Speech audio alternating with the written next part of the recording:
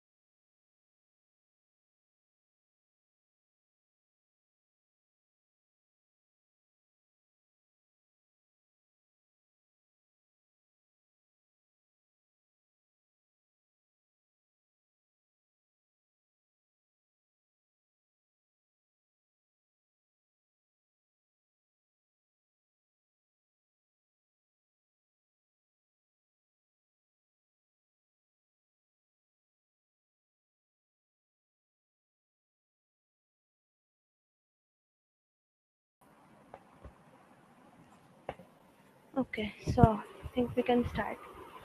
So for week 11, we will be learning about the different Python libraries. Like three main libraries we'll be learning are NumPy, Pandas, and Matplotlib. Right. But from this week, this is just like totally for learning. In end term, we won't have questions from this week. Right. So in this Python course, since this is a beginner level course, so we won't be going into too much detail of any of these libraries, just an overview of what they're used for, what are the different functionalities, how it can make your coding easier basically. So some code that you're currently writing using basic logic, if you're writing it in 10 lines, how we can do that in 2 or 3 lines of code using a library, right? But none of this will be part of your exams, right? Okay, so let's start with the first library, that is NumPy. So anyone has any idea what is NumPy?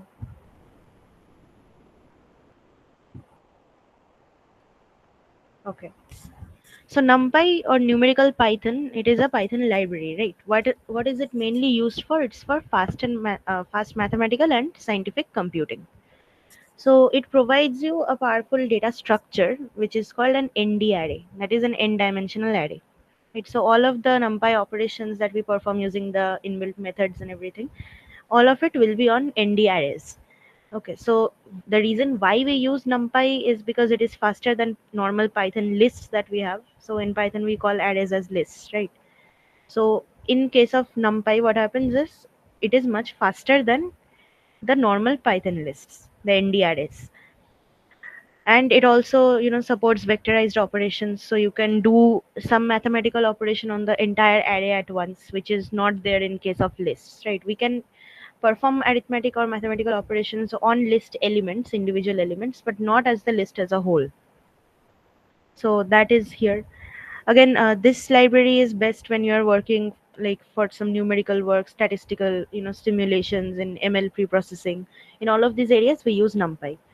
Later on, when you go on to subjects like MLP, MLF, so you'll be using a lot of these libraries in much more detail. So in Python, we are just going to give you an overview. Okay, so it has also a lot of built-in mathematical functions. So we'll see some of the basic ones. Now, what are the features of NumPy? So it again uses arrays instead of lists, these n-dimensional arrays, right? It allows you to, automatically expand the arrays for math. Linear algebra support is there. You can do random number generation. A lot of different things you can do. Okay, so we will first start by discussing. Sorry to interfere, ma'am. But what are arrays? Sorry. What are arrays, ma'am? Arrays are data structure, just like lists in Python you have seen, right? Lists, what is the syntax? It is enclosed, elements are enclosed within third brackets or box brackets, right? So that is an array. A list can also be called as an array. So in C programming, we don't have a term called lists, that is only in Python. There we call it array. So array and lists are pretty similar, right? But in NumPy don't NumPy, work on tuples and dictionaries, NumPy sets, works on n-dimensional arrays. only on arrays. Yeah. So we will be seeing all of these implementations. Just give me 1 second.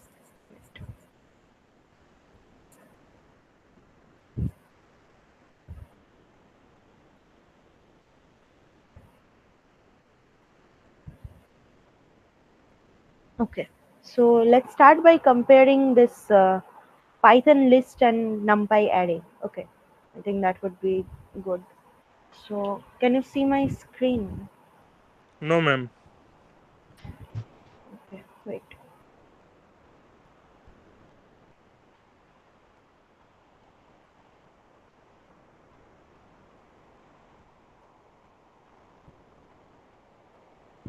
Okay. Now it's visible.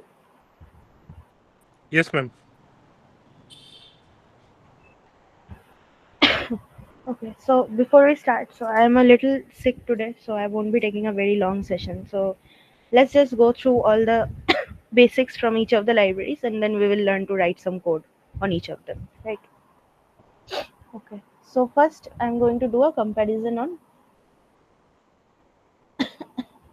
Python list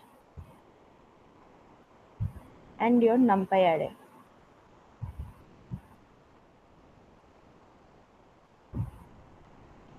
Okay, so first point of comparison is installation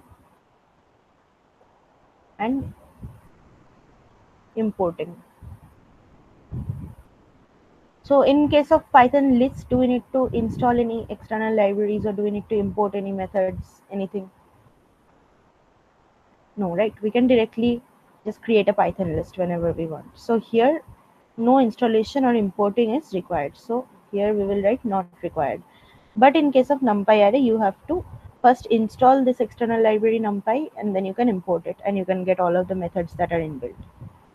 So here installation is required. Now, second point of difference is type of elements that are allowed.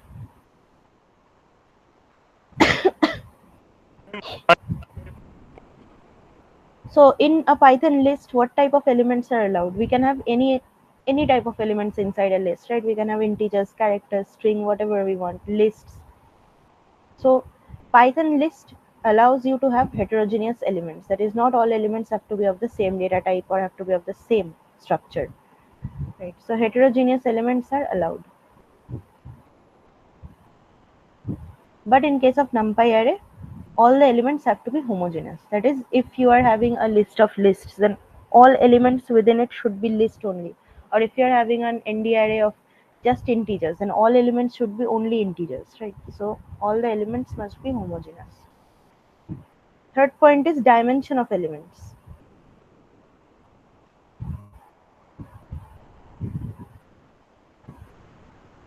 Now, this is best understood when you think about list of lists, right? So in normal Python list, when we create a list of lists or nested list, so inside of the parent list, each of the child lists can be of any size, right? One list may contain one elements, one may contain two elements, up to n elements, whatever you want. So in case of Python list, there is no restriction on the dimension of elements. But in case of NumPy array, there has to be a restriction. That is, all the elements must be of the same dimension. That is, if you are creating a list of lists, let's say each of the child lists should contain n elements each, right? So all of them should be of the same size. So here the dimension of elements has to be same. We'll take example for all of this. Okay, this is just the theory part. Again, fourth point is memory allocation.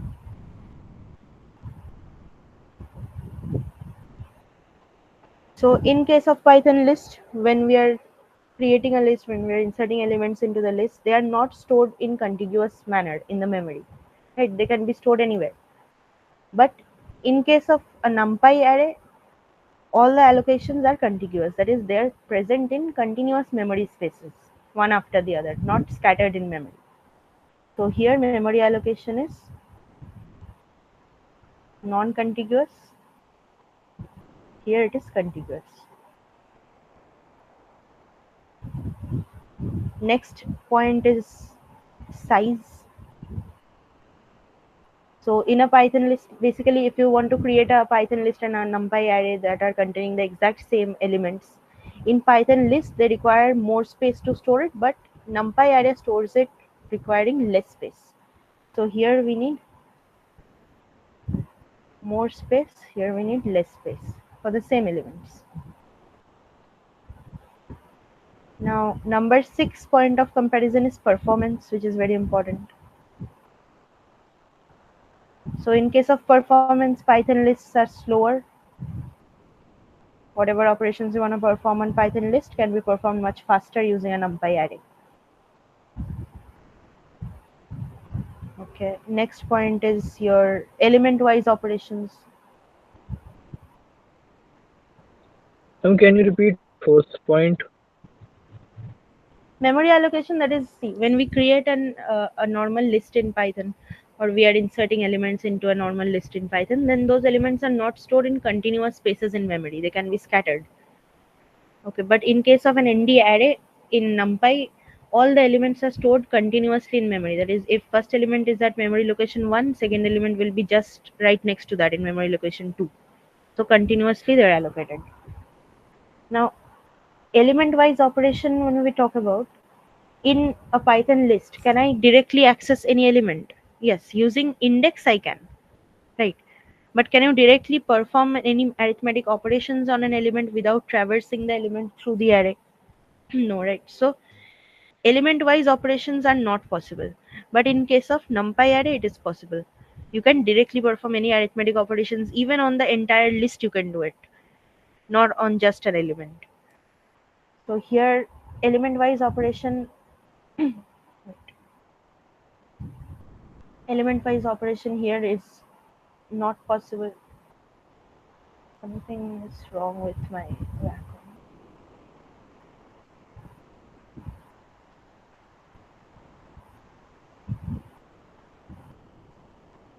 Here it is possible. And the last point of difference is based on functionality.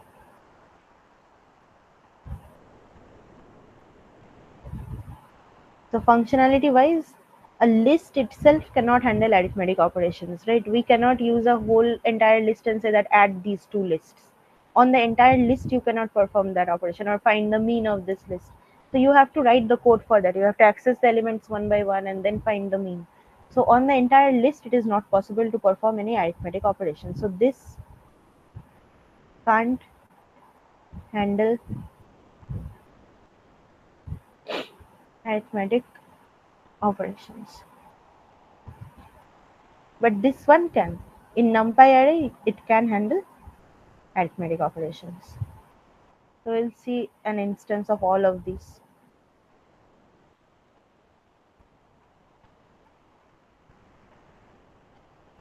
Okay, so these are the points of difference between a normal Python list and a NumPy array. Now we are going to see how we can optimize our code using this library, NumPy library. Okay, so let Can me you please switch to again explain first one, ma'am? which one? First one, ma'am. So list is already a core data structure in Python, right? For that, to use a list, to create a list, we don't need to install any external libraries separately. You can directly write the syntax to create a list in Python. But if you want to create an ND array, then in NumPy, if you want to create a NumPy ND array, in that case, you have to install the NumPy library first and then import it. Then you can use. That is the installation and importing part, which is different in both. Because NumPy arrays are, your voice is breaking up. When can I get this PDF? This PDF, this is not a PDF actually, this is just a rough work I've done. If you want, I can share an image with you, okay? Based on this chart of differences. Okay, now let's So I can I'll post it at the end of class, or I'll just show you the chart here on screen, and you can take a screenshot. You can take a screenshot of this also. Okay, let me share the spider terminal, then we'll write some code.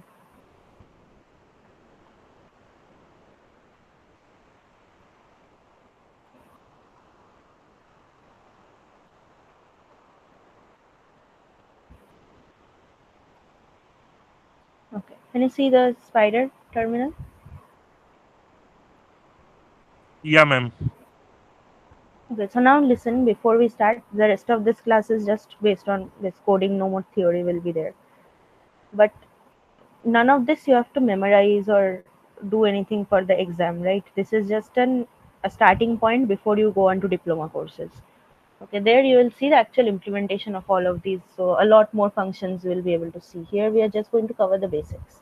So let's first understand the difference between ND arrays and normal Python lists. Okay, so this is a list in Python, right? Again, let's have B, which contains 1, 2, 3, 4, 5. This is also a list in Python.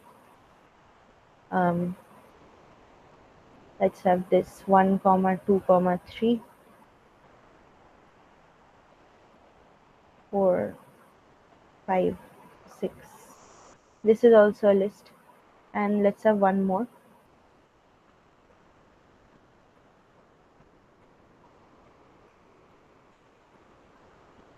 Uh, let's have 4 comma 5 comma 6.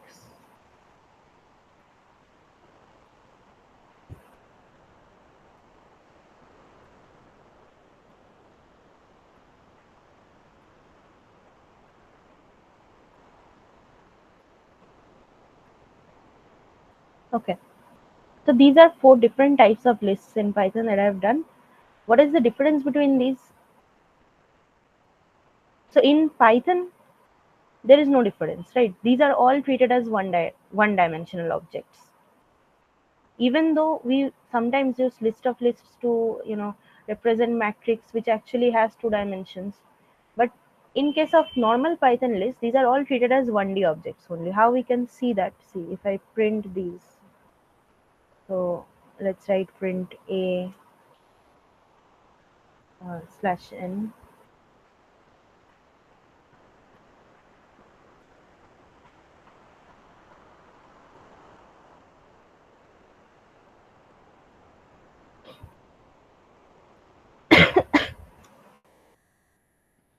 Ma'am, in D, why you don't use comma in second 1, 2, 3, and then yeah, ma'am, Yeah, please. I missed it. Yes.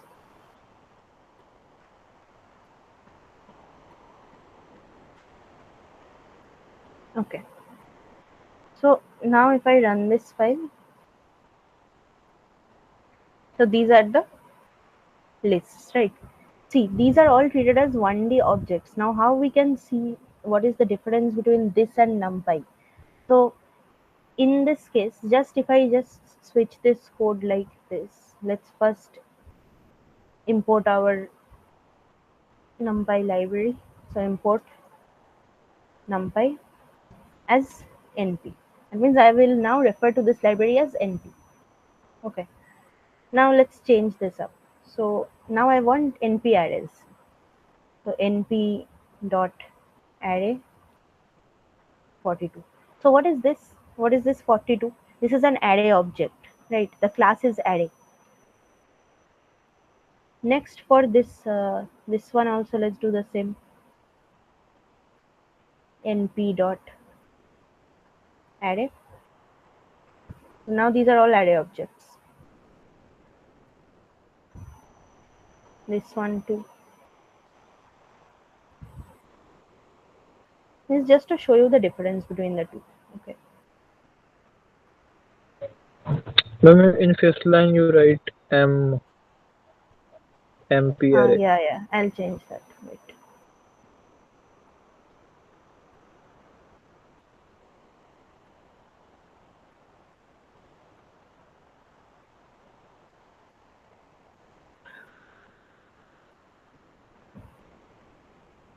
Okay.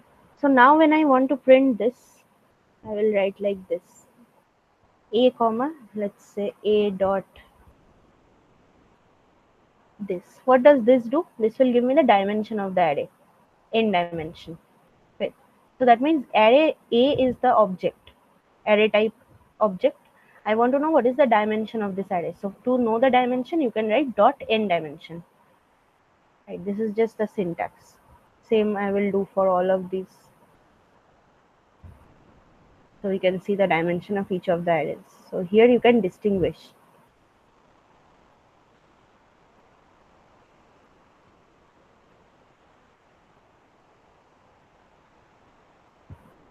Okay. Now let's print this and just look at the right hand side terminal to just see the change. Okay. So now see 42 itself has dimension 0 because it is just an element. See, it is not enclosed by, I haven't enclosed it by the brackets. That means it is just an element. It is not a list or an array. So the dimension of this is 0. Now in B, I have one array or one list. So the dimension is 1.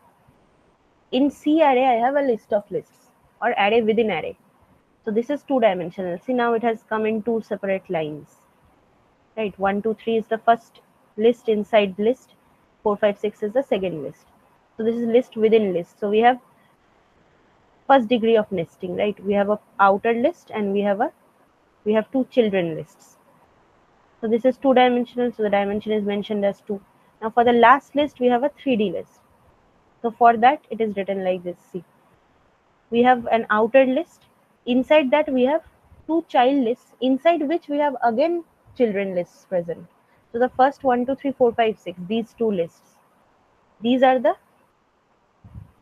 lists inside the first element of the array, and these last two are the lists inside the last element of the array or the second element. So there are three levels of nesting. This is a three-dimensional array. So in case of NumPy, you can distinguish between the arrays like this. But if I just wrote this in Python, you saw that there was no difference. All of them were treated as 1D arrays. Okay. But now what more can I do with this? So let me first show you a CSV file. Sorry, ma'am. Can you please explain the output why they are coming in next line? Because these now are showing us the dimensions. That is the point of NumPy, that we have n dimensional arrays. So you can actually see how the dimensions are divided. In the first one, you can see that 42 is not inside any array. It is just an element, so it is dimension 0. Next one is one list. Inside that, no more lists are present. Just one list containing 5 elements. So it is one dimensional array. In two dimensional array, we have a nested list, right? So we have an outer list, then inside that again we have nested lists. So that is two dimensional. Like this, you can have n dimensional arrays. You can do as many times as you want. The nesting can happen. So you can have list within list within list. So how many times you're doing that nesting, that is the dimension of the array. Why there is one line gap in 3? Because these are two separate elements. No, this is the same list. See, the parent list is same, but these are separate elements within that list. They're separated using the comma, right? So it is just to show you that these are different elements in the list. So there is a line gap. But wait one second, let me share the entire screen so you can see. Now if we add the set and all, it don't give output because it is a homogeneous.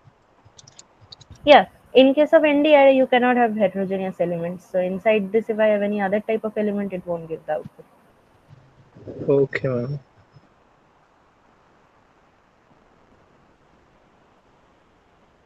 Ma'am, can this be used in matrix multiplication? Sorry, come again. Can this be used in matrix multiplication in NumPy I'm not library? able to If hear we you. have I a think question, if we have a question in OPP exam, of suppose we have a question of matrix multiplication, can we use this? right. I think your voice is breaking up a bit. Ma'am, For during exam, yes, one you're OPP asking question matrix. contain Now, matrices. supposing we have, One second. I heard that you want supposing, to do matrix multiplication using this, right? yes, NumPy. ma'am. Supposing, Yeah. So supposing in our it has a OPAP exam, function. yes, ma'am. Okay, Supposing in our OP. OPP So exam, I am going to tell OPP you exam, we better have a not to question of, use this. ma'am, yes. Okay, so in OP, don't I'd say better not to use these things because we are not using NumPy or Pandas or any of these libraries as part of the Python course. Okay, this is just for learning this week. It is not part of any of the evaluation. So you just use the normal matrix multiplication logic that we have learned.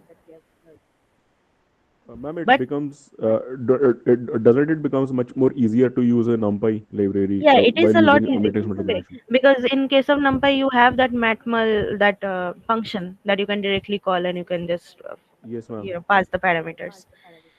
But I think for OP, since I mean I was told that these are not part of the curriculum, we're just for learning. We are learning this week. Okay. I can use this in OP, but I don't think so. I'll just confirm once and let you know. Okay. Okay, ma'am. That will be great thing. Okay. Okay. See this CSV file now. Uh, can you see the sheet? Yes, ma'am. Next. Yeah. So is this a bit familiar to you? Where have you seen this?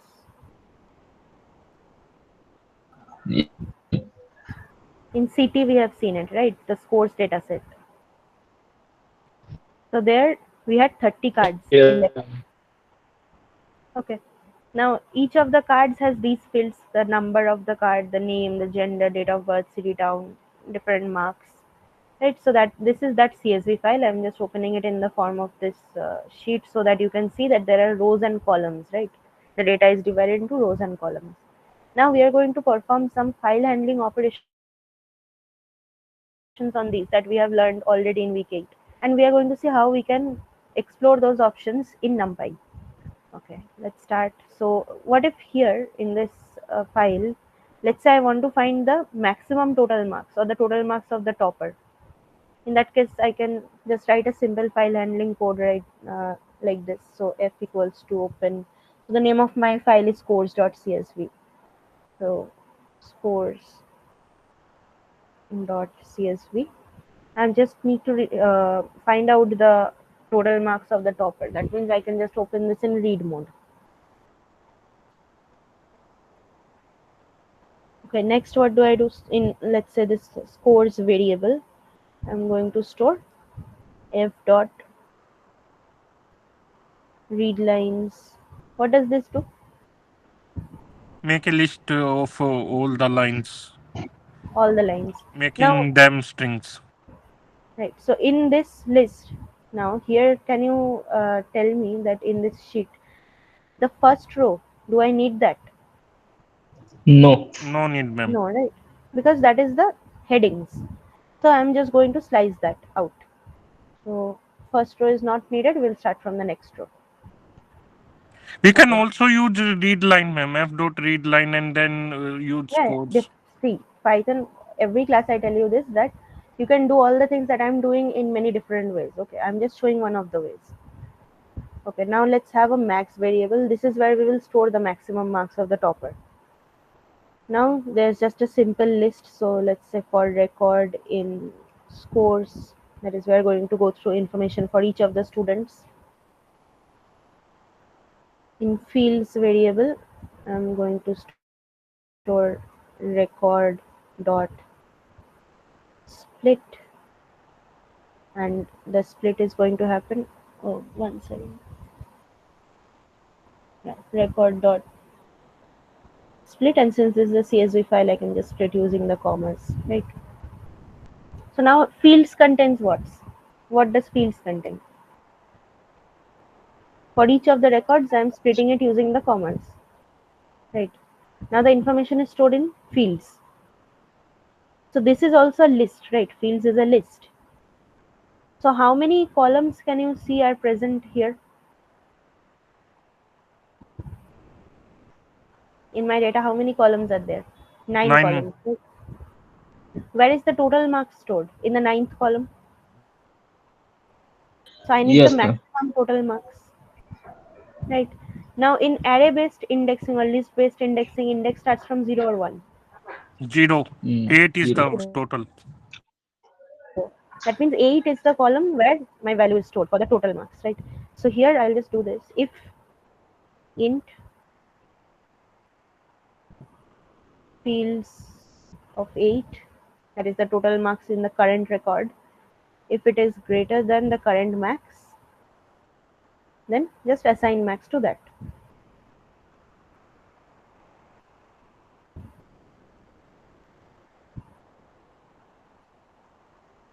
And then you can come out of this for loop and you can just directly print max. So this should give us the maximum total marks in the entire data set, right? So let's run this. The total highest marks is 281. So this is the simple way of doing it using file handling techniques. This we have learned. So this took me to write 8 lines of code for this. Right now, if I want to use, let's say, pandas on this. Okay, now we are starting with the pandas library. Okay, let me first give you an intro on pandas before we start. So, what is pandas? What is it used for? Pandas is again another external library in Python that we use for data handling and analysis. Okay, so it is a library that is used to work with tabular data, like spreadsheets, like this CSV file that I'm currently working on. You can use it on database tables. Okay, but the data has to be structured data or tabular data. So it provides two main structures, two main terminologies in pandas that you need to get used to is series and data frame. So any one dimensional data, like let's say one particular column of data, that is a one dimensional data, right? So that data is called as series. Any one dimensional data is a series. And the 2D entire table that is containing both rows and columns, this is called a data frame. Okay, so we'll see what is series, what is data frame here in this question only. So why do we use pandas library? So this actually is used for data cleaning. Okay, it makes data cleaning, data analysis very simple, with, especially used in machine learning.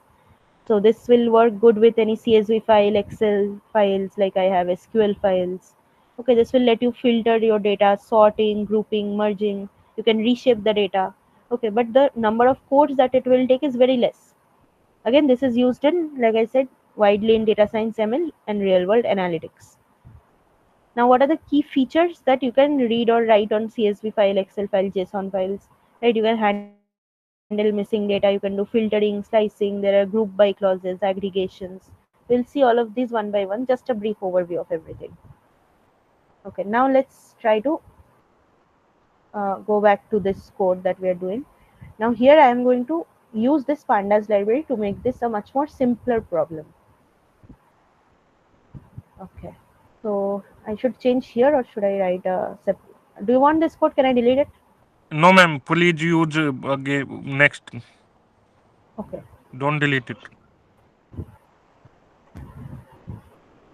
Okay, so let's use it here. So first, again, I have to import pandas. So import pandas as PD. Okay. Now in scores, previously I was opening the file and storing it in scores, right? So now here I will write. Just look at the syntax. Okay. PD dot read underscore scores.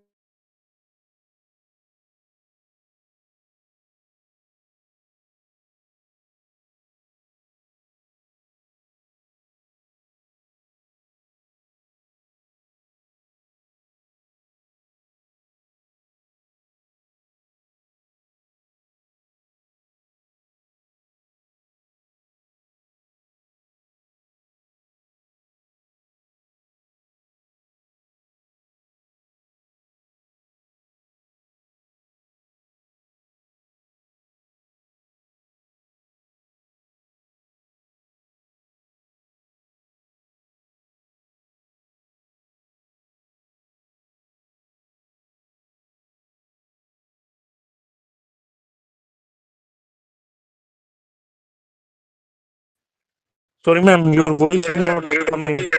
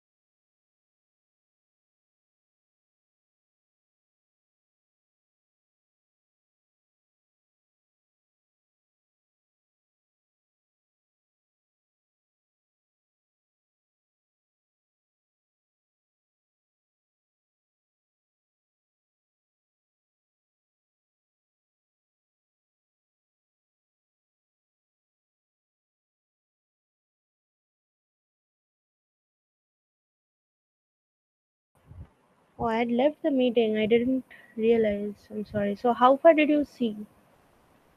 Wait, let me. 36 minutes, ma'am. And we are still hearing about Panda. Okay, so you haven't seen any of the pandas implementations that I did. Okay.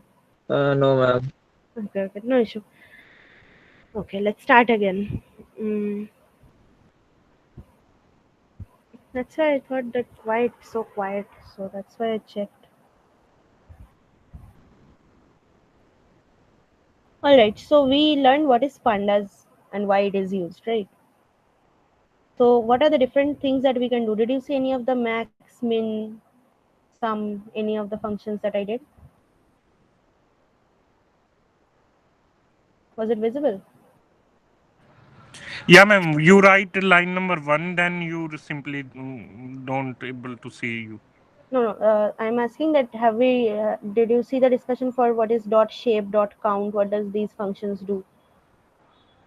No, ma'am. Okay. See, here I'm just reading the scores.csv file. Okay. Now from here, what all I can do? First thing, let's see if I write print scores dot shape. Okay. Now run this. So this is giving a tuple which contains 30, 9. So what does this represent? That my data frame has 30 rows and 9 columns, right? So giving dot shape will give you a tuple containing the number of rows and columns in your data. This is the first thing. Now let's comment this out. Next functionality is print scores dot count. We'll see what this does. So this is giving what? Count against each of the column names. That is, under each of the columns, how many lines or how many rows of data are present. So since this particular file contains 30 rows, so all of the rows are filled. So under each column, there are 30 rows of data. Okay, so it shows you that for each column, how many rows of data are present. Now, the previous problem that we did using that file handling, right, that I wanted to find the maximum total marks. So that thing here I can do in one go. So just write print scores total. Now what do I want? I want the maximum total. So dot max.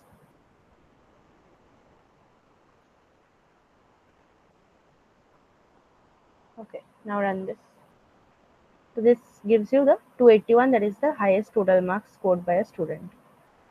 Okay, so here I can do this in 3 lines of code instead of 8 lines that I did previously. Now what all I can do other than this? Let's write print scores total dot min. This you can tell will give the minimum total marks, that is 173 here. Okay, again another functionality. Let's see, we can do print scores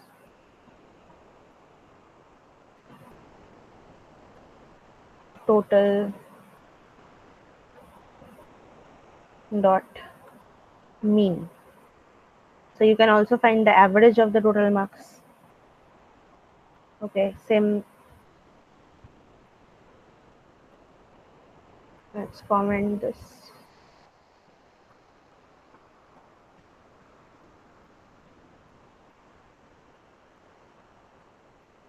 So again, we can do one more thing, that is, instead of mean here, if I do sum, this will give you the summation of all the data in the total column. Another interesting thing we can do is sorting. Okay, so instead of mean here, you just write dot sort values, sort underscore values. So by default, this will sort the total column into ascending order. You can see that. Now what if I want this in descending order? Then just inside the parenthesis you write ascending set to false. So this is giving all the total column data in descending order. Right. What else I can do here? Let's get rid of all these lines. Okay, so now if I write print scores type of scores. So first it will print the data frame, then it will give me what type of uh, element is this data frame. Basically it will give me the type of the data, that is data frame itself. So if I run this, see, first it gives you the row and all the rows and columns from scores.csv in a structured manner, and then it gives you the type, that this is a data frame, panda score frame data frame. So data frame is the data type of this type of data where it has rows and columns. Okay, but I also talked about series, right? There is one dimensional data. So let's say if I take any arbitrary column from scores, let's say name. Okay, and then here I write what is the type of this course of name. So this is first giving you all the names, and then this is the type series.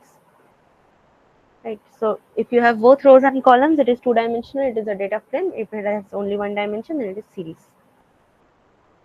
Now there is also one more interesting thing you can do in pandas. So just write scores dot head. This will give you the first 5 lines of data. So this is the easy way of data extraction. Wait. Yeah. So these are the first 5 lines. Now similarly, instead of head, if you give tail here, this is the last 5 lines of data. Right. These are very simple functions. Now, what if I want to find out the data of a particular student, one particular student? So there we can write that I want in scores data frame, I want the column name where the name value is equal to let's say Nisha. So I will get the record for this particular student Nisha. Okay, so you can see one row is printed. Okay, next. Can you explain line number 4, ma'am? Yeah, line number 4 is, see, I am just trying to find out the information for a particular student. So what I know is that the name of the student is Nisha, so I want the row of that particular student. So here in scores of name, that is in the name column of the scores data frame, I have set the value to Nisha. So it will only filter out the row where the name is Nisha for a particular student. Okay, one more thing we can do here is similarly, if I want to find out that, okay, give me all the information for people who are male. So instead of name here, now I'm specifying the gender. So just change this to gender, and wherever it finds that the gender value is equal to M, it will print those rows.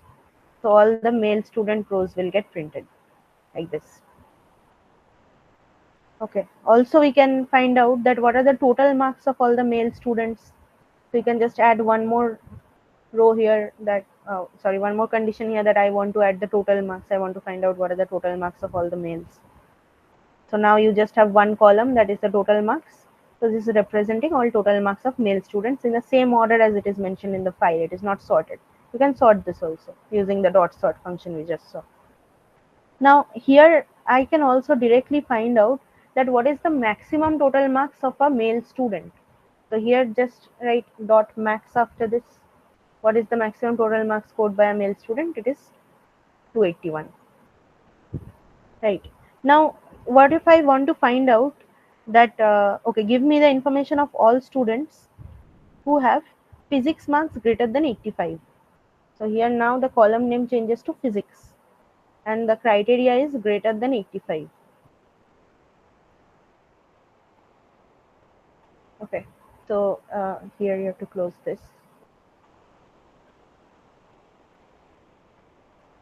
So these are all the students with physics marks greater than 85. Now if I want to find out students whose physics marks lie between 70 and 85, okay, in that case I don't need to write it in two separate conditions because pandas gives me a function called dot between. So here I can write physics marks between 70 and 85, 70 and 85 included. So this will print all those students, right? Okay, next, what will this give you? Tell me now. You know what does shape do, right? So shape for any particular datagram gives me how many rows and how many columns are there. So now I am extracting the data of students who have physics marks between 70 and 85. Now after this, if I add, that give me dot shape 0th element. What will this give? Before I run it, shape gives what? For a particular datagram, it gives me a tuple which contains two elements. First one is the number of rows, second one is the number of columns. So in Then it this will one, return number of rows, ma'am. right, number of rows of, that is how many individual students have scored between 70 and 85. If you run this, it's just giving 10. That means there are 10 such students, right? You can see here there are 10 rows, so it is just giving me the count of these rows. Again, one more thing we can do is just to If check. you put shape 1, If I then put, it gives column if I put what? shape bracket 1 Yeah, bracket 1 means the next item in the tuple, that is number of columns, from right? columns. Okay, ma'am, okay. There are 9 columns in your data, so it is 9. Okay, so next, let's find out. So if I write this, okay, I'll just copy paste.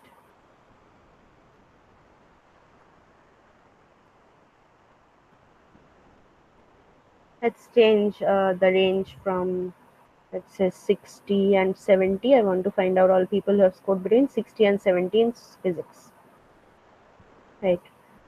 Now, on top of this, let's write one more line. So print scores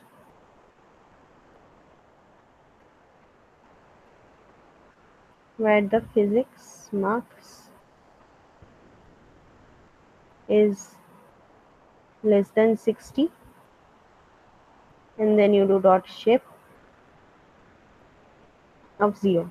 So this will give you how many students have scored less than 60 in physics, right? So you can do it using the between, you can do it individually for any marks that you want.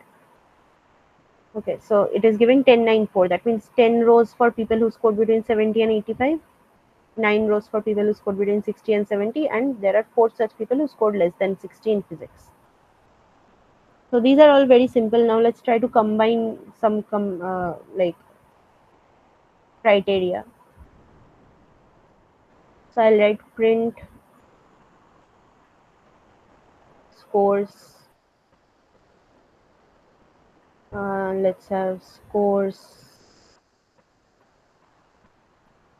uh, gender. So let's set gender to female. So I want all the data for the female students, and so I have two criteria. Okay, I want to find out that how many females have scored greater than 85 in physics. So how I can combine two criteria using AND operation, right? So here pandas uses its own syntax for AND, which is ampersand.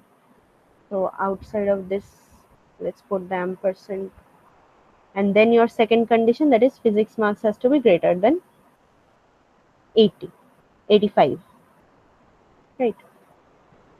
Okay, so scores physics, this is greater than 85. Now here if I write dot shape 0, that means first it will combine these two criteria and pick up the rows that match these two criteria for females who have scored above 85 in physics, and then this dot shape of 0 will give me the number of such rows, right? So there are 3 female students who have scored greater than 85 in physics. Like this, you can combine as many criteria as you want using ampersand. Okay, similarly you can do for males also. So males who have scored greater than 85 in physics. So just let's change this criteria here. There are 4 such males. Okay, so what else I can do? using this. So now, what if I want to find out this thing, that is how many people in males and females have scored greater than 85? But I want to do this for every single subject, right? So let's have these two lines of code. So one for male, one for female. I will write.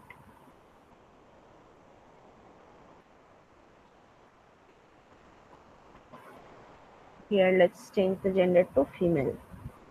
Okay, but currently I'm just doing for physics. But if I want to do this for all three subjects, physics, chemistry, maths, then there is no sense in writing 6 lines of code, right? We always want to reduce the number of lines. So here what we will do is we'll implement this using a loop. So first let's change some of the code here. After reading the file, what do we do? Let's have a list called subject. So inside now I'll have all the different subjects that are in my data set. So first I'll have mathematics, then physics, and I have chemistry. Okay, so I want to find out how many males and how many females have scored greater than 85 in all of these subjects individually. So let's run our loop. So for sub in subject, let's fix the indentation here. And in case of, instead of physics here, what will I write? Now I am not doing for any particular subject, right? This is a loop. So instead of physics, you write sub.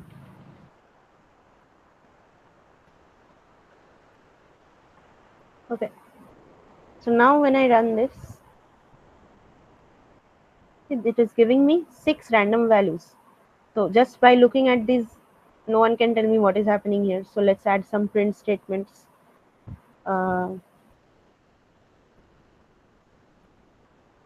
Inside the loop, you can add another print statement in the beginning.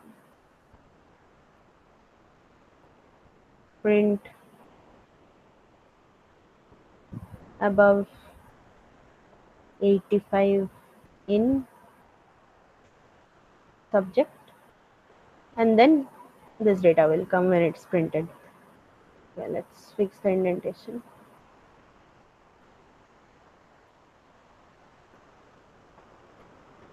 So now it is a much more structured data, that above 85 in maths there are 3 males and 4 females. You can also add for male and female, you can add different headlines. Now if I want to find out that who have scored greater than average for all subjects, right? So how will I change the code?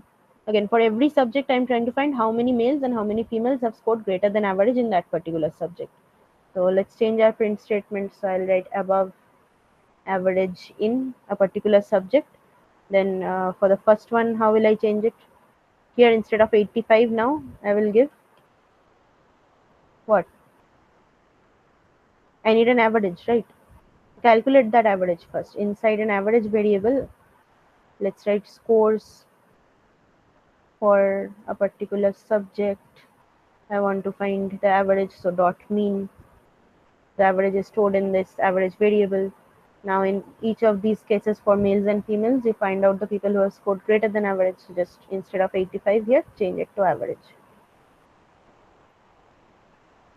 So above average in maths, physics and chemistry, we can find out the numbers, right, for each of the genders. So these are some of the things that you can do. Other than this, let's again now check for what are groups, right? So I will have everything same until this line 3, and then I'm going to remove all these lines. So here we can do print scores dot group by. So group by is also one such clause that you will find when you come to DBMS course in diploma, right? So the operations are kind of similar. So here I want to group by gender. Okay, so let's write gender dot groups. This is the syntax. So what happens if I run this? It will give you a dictionary where the keys are the different genders. So we only have 2 different genders in our dataset, male and female. So there are 2 keys. And what are the corresponding values? It is a list of the sequence number of cards from each of the genders. Okay, so like this you can group by any criteria that you want. Here I did gender, you can do something else also. Like people who scored greater than, let's say, a certain marks in a particular subject, you can do a group by for that too. Sorry, ma'am, Okay, can you please again explain dictionary code? this group by clause. Hello? Yeah, which part do you want me to explain? The group by clause? Fourth part, ma'am. Fourth line. Line 4. Yeah. See, this is just an implement syntax for how to use grouping. So in pandas, we have a group by clause.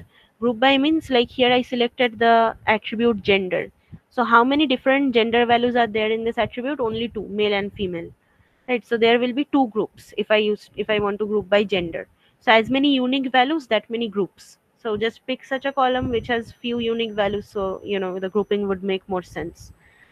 So here the gender makes a dictionary. This group by clause basically makes a dictionary which has two keys for each of the unique values in gender attribute, male and female. And the corresponding values are groups of students that fall under that gender. That is the group of sequence number of students that are female, and again for male, the same thing. Okay, so you can do it based on any attribute, but it makes more sense when there are lesser number of unique values, right? Because then the grouping will be a bit fun. Otherwise, if all are unique values, then there will be 30 different groups, right? If I do group by using id or sequence number, there will be 30 different groups because that is different for everyone. Okay, so group by is one such clause. Now one more thing I can do here is okay, look, if I remove this code, let's go back to our previous one. Okay, so let's have a list of subjects. So I have mathematics, physics, and chemistry. Right, these are my subjects. Now again, let's run the for loop. So for sub in subject,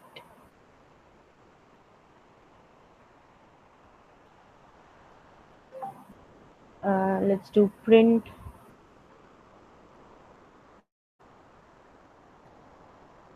okay, again the same thing. So above average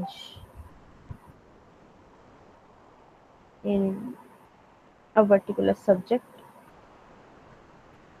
Okay, let's remove this comma from here. Now let's calculate the average, that is scores sub. For that particular sub, we find the mean. So now the mean value for this subject is stored in average. Now in the next print statement, here I will do some changes. So instead of writing two different print statements, one for females and one for males, how we can use group by clause here to do it in one line. So write scores. Now what do we want for a particular subject? I want to know that who has scored greater than average. So the condition is greater than average. Now see, outside of this I will write dot group by. What attribute am I using for grouping by? Gender.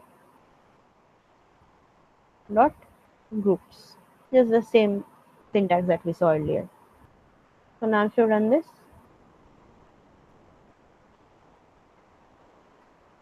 this gives you groups of males and females, right? This is a much more structured data than the previous one, which was just giving number of females, number of males. So now you also have all the id numbers of each of the students who have scored greater than average in maths, physics, chemistry for each of the genders, right? So you can see the data analysis is very easy, right, using pandas.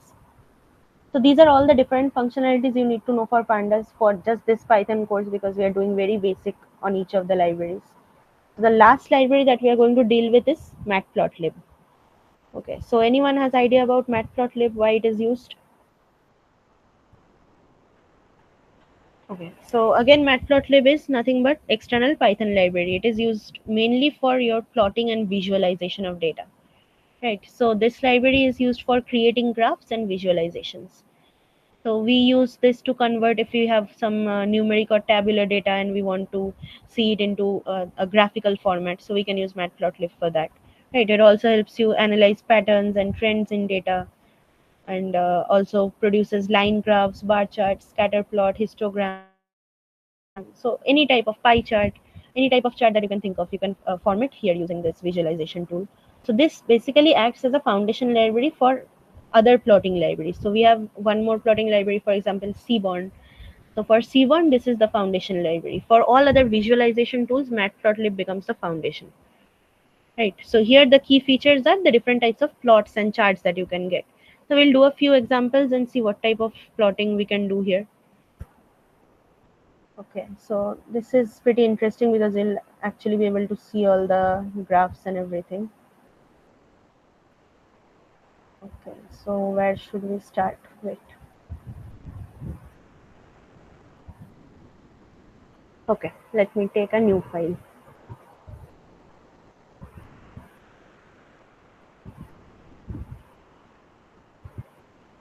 Now see here, first I need to obviously import the library. So import matplotlib dot. We are also importing the module that we are going to use, that is pyplot, as PLT. Okay, now its numerical counterpart of matplotlib is the numpy library that we learned in the beginning.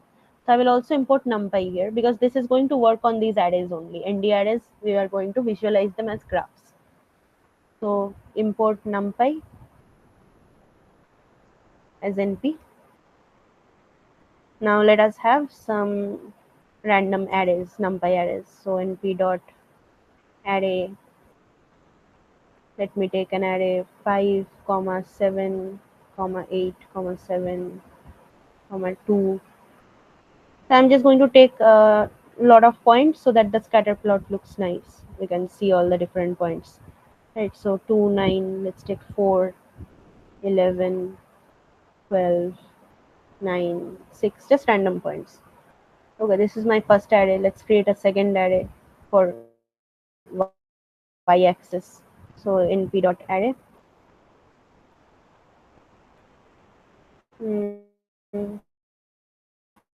Let's have 99, 86, 87, 88, 100. Your voice is not clear, ma'am.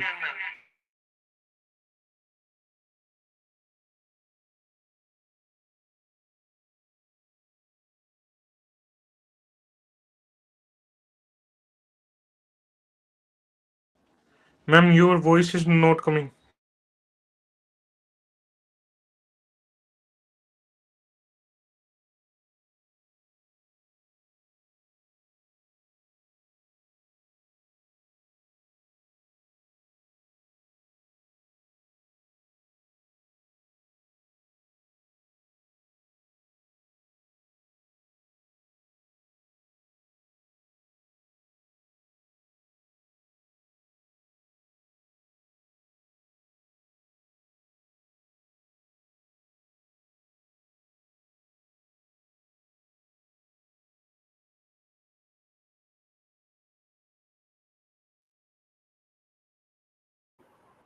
Yeah, okay. I'm not sure why I keep getting, blocked out of the class.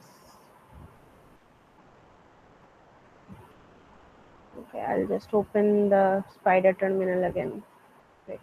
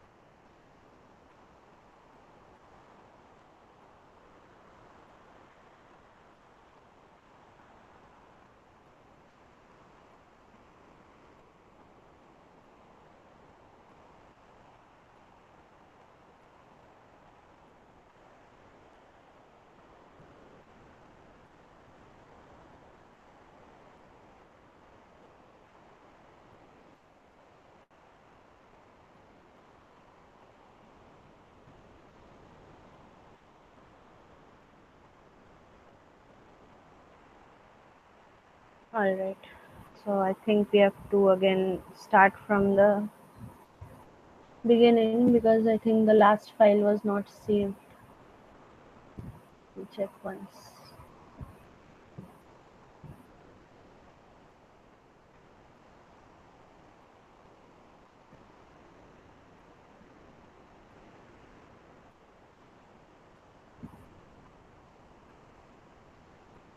Okay.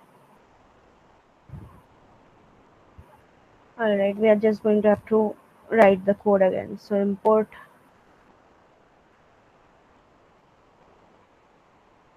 matplotlib dot pyplot as plt.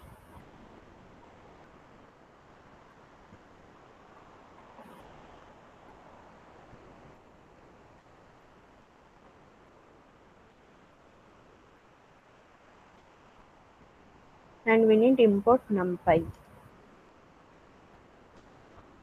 as np. Okay, so now let's again build our np arrays.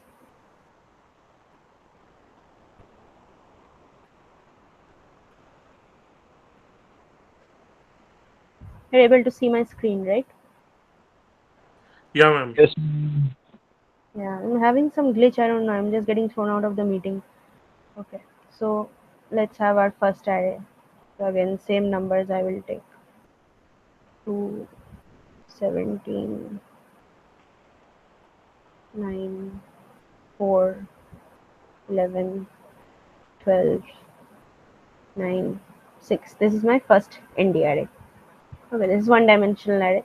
Again, for y-axis, I need one more. So np.array. We're just going to visualize these arrays in terms of graph now. Okay, so y-axis, let's say it has 99, 86, 87, 88, 111, again 86, 103, 87, let's take 94, 78, 77, 85, and 86. Okay, so this many elements I have. Now both my arrays are ready. Now the syntax to just draw the scatter plot is to call the plt module plt.scatter. Okay, and you have to pass these two ND arrays as your x and y axis. Now after this, if you want to see the graph, you have to write plt.show. Okay, now let's run this.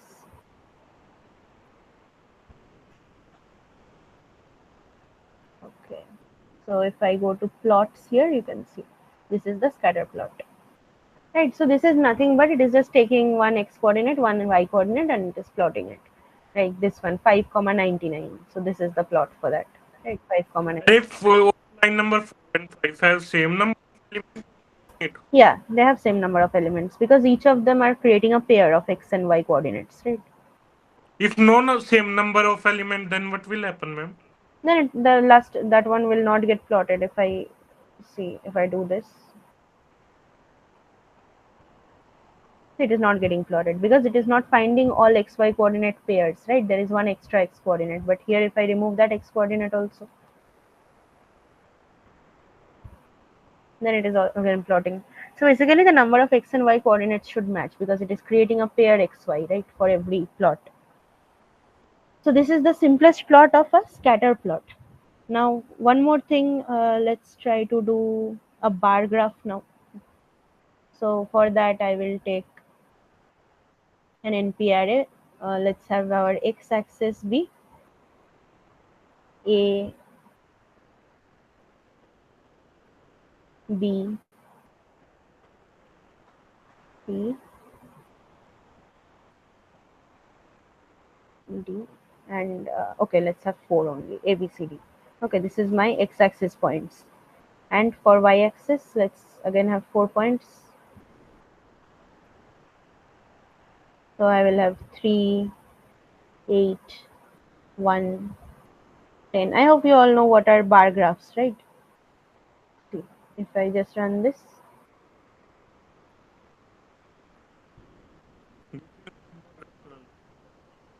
Okay, this is scattered, so I have to change this to, I want a bar graph, so bar, plt dot bar. Okay, now you run this. So this is the bar graph. Okay, first x-axis is having ABCD, and correspondingly each of the y coordinates are mapped. So you can have another graph like a histogram if you want to have. So histogram doesn't require the y-axis here. So I'll just have, let's randomly generate. Okay, so we can show the use of one more function that is random. So np dot random dot normal. Here let's have our array elements 170, 10, 250, let's say. I want to plot histogram, right? So here you will write plt dot histogram and just give the x-axis.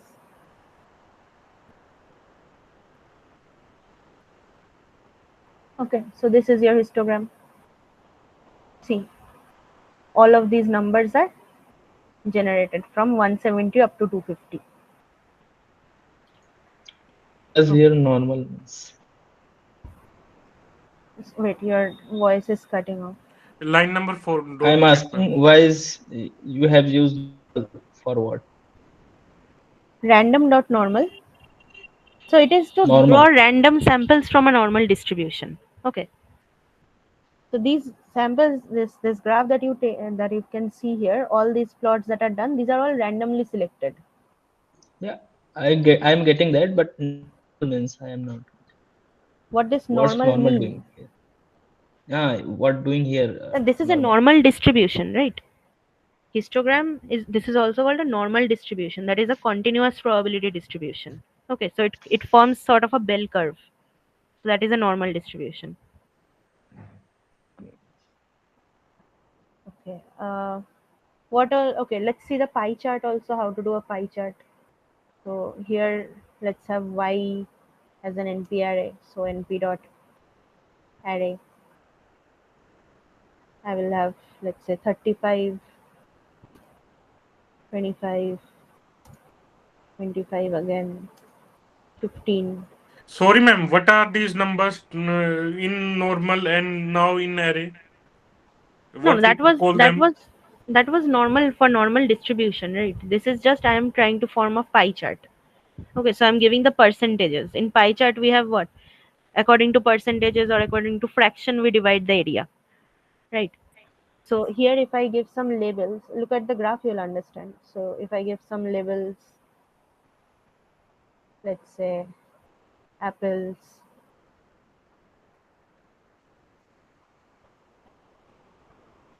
bananas, okay, let's have cherries and dates. Okay, so now I want to draw a pie chart. And I know that for each of these apples, bananas, cherries, dates, I have already specified. It will take 35% of the area or 25% of the area. Basically, the sum should come up to 100, right? Because it is a circle. So plot dot, here I want pie chart. So plt dot pie. Now here you have to mention a lot of things. You have to mention that what is the y NP array.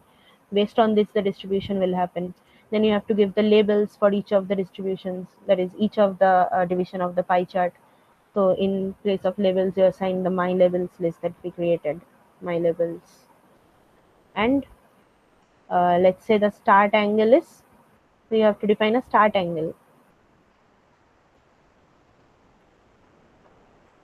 Start angle is, let's say, starting with 90-degree angle. Okay, I'll show you what happens when you change the angle also.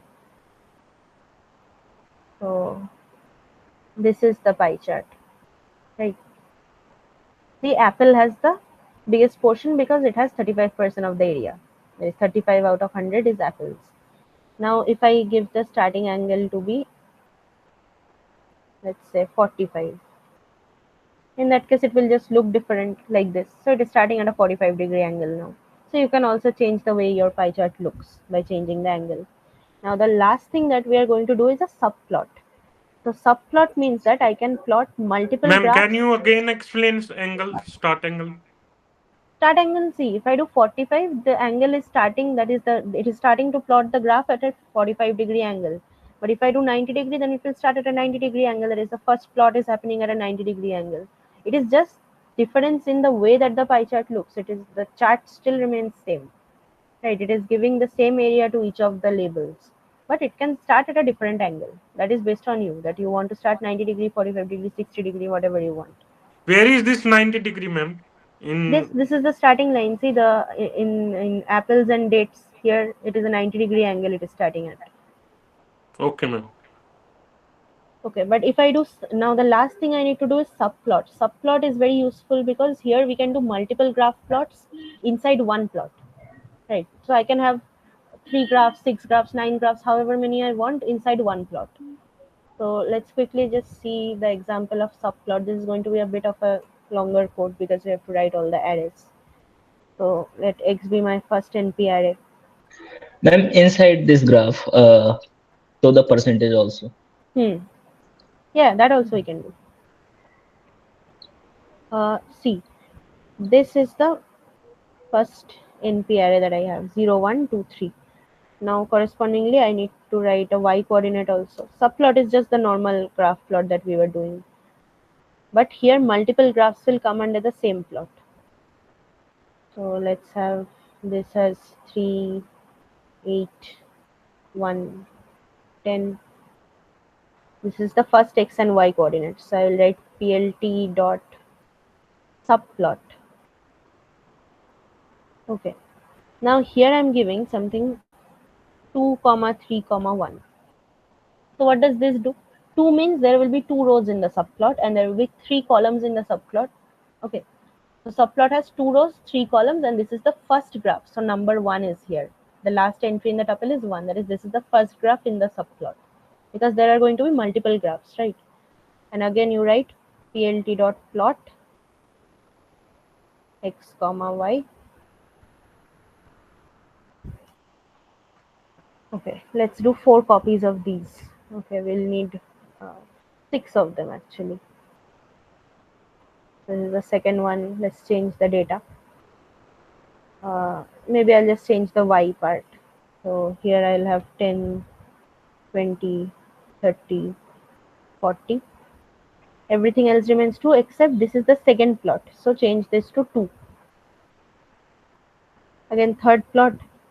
Let's have everything same as the first one only. Just change this to 3. Fourth plot. Let's keep it the same as that other one. So 10, 20, 30, 40 I'll give in y. This is just to show you the differences when we run. I will show you that how we can remove some of the plots also. So 30, 40. So now we have 4 graphs. This is the fourth one. So change it to 4. You can assign any of the graphs as any number you want. Okay, you can change the fourth and fifth graphs, just swap the number. So for 5, let's have the regular one. And the last one is for 6. Again, let's change the y to 10, 20, 30, 40.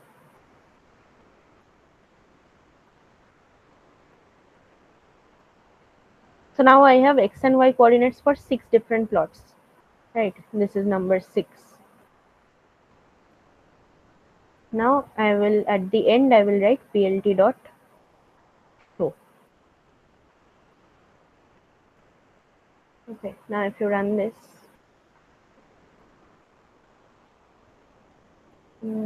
wait, somewhere I've written arrays, so array, this will be array.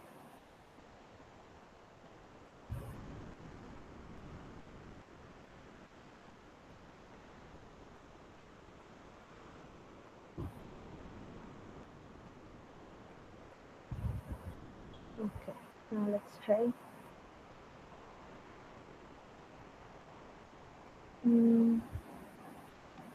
0, 1, 2, 3. There is an extra. Okay, here missing parenthesis is here. Okay. See now this plot. So how many rows we have? We have two rows, we have three columns, just like we did in the subplot. So the first entry is for number of rows, second entry is for number of columns.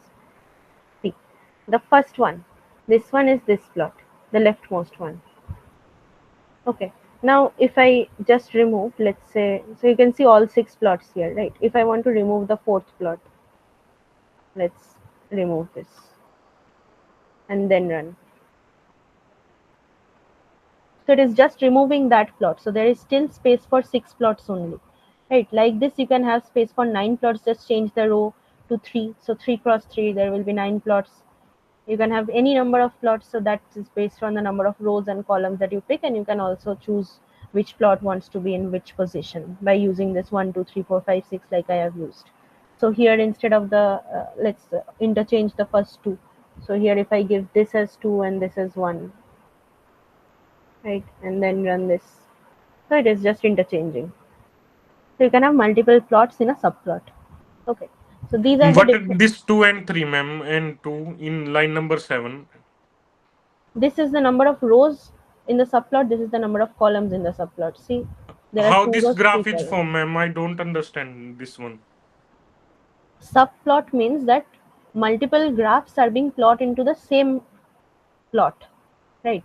So here I have written plt dot plot xy. So this is plotting the first graph, that is this numpy arrays that I have given. But it is part of a subplot, that is the bigger plot. That is this entire picture that you can see here. This is a subplot. In this subplot, there can be two rows and three columns of graphs. So you can see there are two rows of graphs, first row, second row, and three columns. In each of the rows, you can see three graphs. So you can just give the dimension of the subplot here. If I, instead of this, if I gave here 3 comma 3, so now you will see that these graphs will get, the images will get a bit bigger to fit in. But here now you can enter 9 different plots.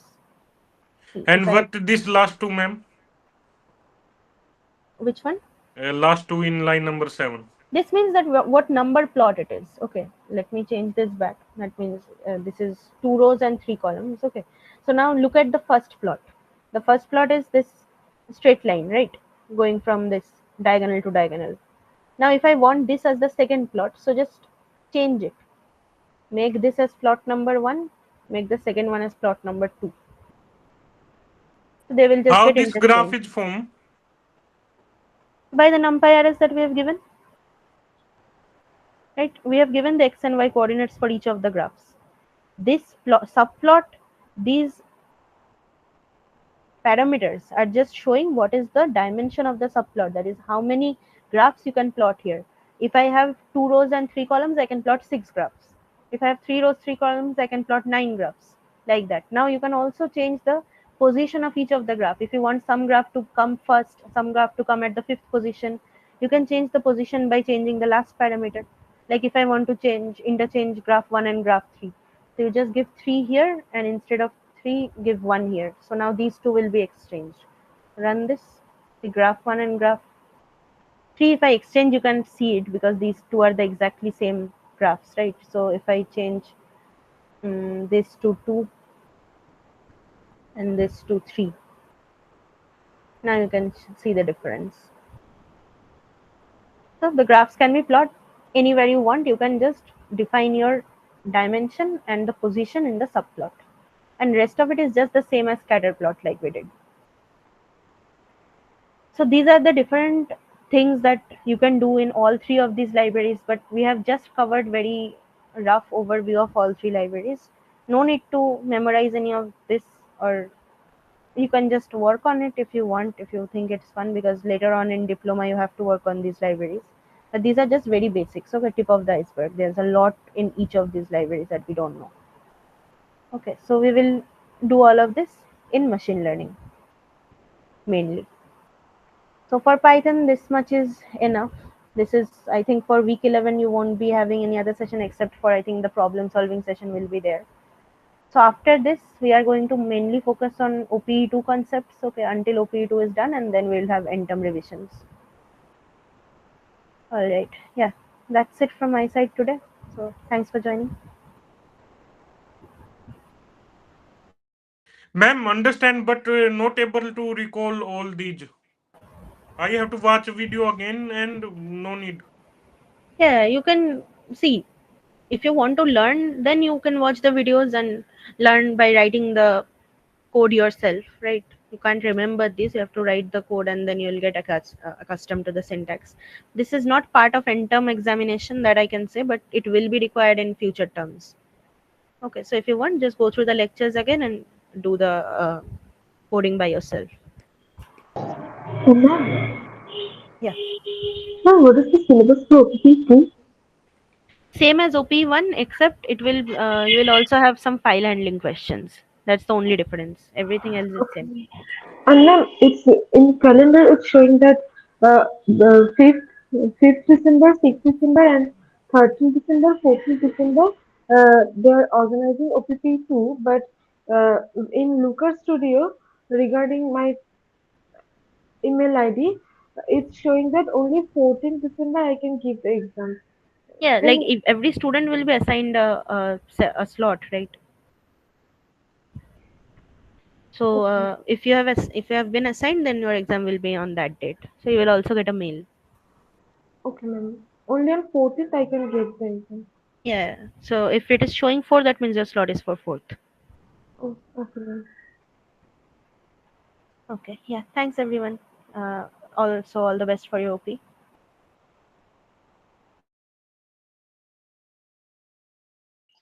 Thank you, ma'am. Hmm.